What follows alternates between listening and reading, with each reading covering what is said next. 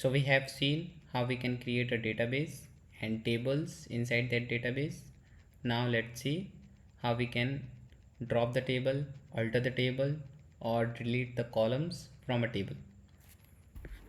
So first, select the database that we are going to use. So type use clause and the database name.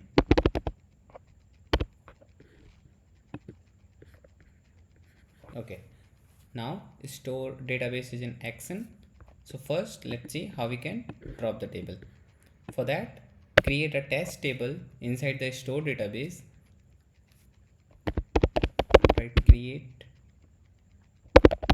table name, let's call it as test, and take the single id since we are not going to use that table. So we'll just create one column in it and put the semicolon and create the table. It got created. Just simply refresh the schema and you can see that the test table has been created. Now to drop it, we can simply do that. Just use the drop clause as drop table to the table name, which is the test that we want to drop. Put the semicolon and run it, and the table got dropped as well. It has been removed from the store database. So this is how we can create a table and drop a table from a database as per our requirement.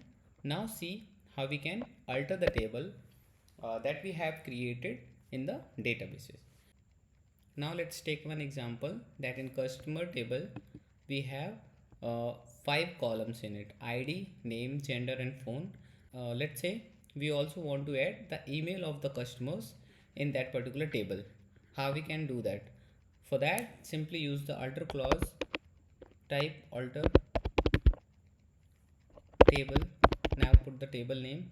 We are altering the customer table, so type customer and then add the column that you want to add in that table. We wanted to add email. Give the data type to it. I'll give varchar of 30 length and put semicolon and run this code, and this new column would be added in that table. Simply refresh it and email has been attached to that column. Now also let's see how we can delete the column from it. Use the same clause, alter table customer,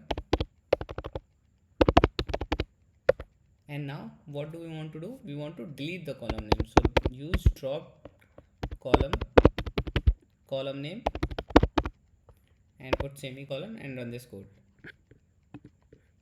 Okay, so in the action output we can see the table has been altered and we have dropped the column email. Simply refresh this schemas and yeah, as you can see, email column has been removed from the customer table.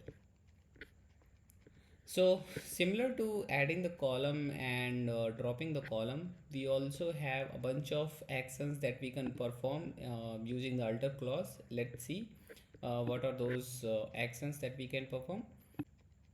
The purpose is as if you want to add column, drop column, modify a particular column, such as like modifying its data type or changing the name of that column, renaming the table name, uh, adding primary keys, adding indexes or dropping it.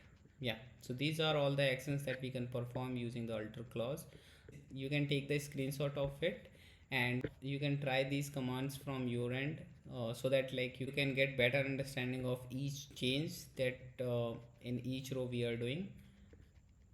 If you have any queries or any doubts, do comment it out and see you in the next one. Thank you.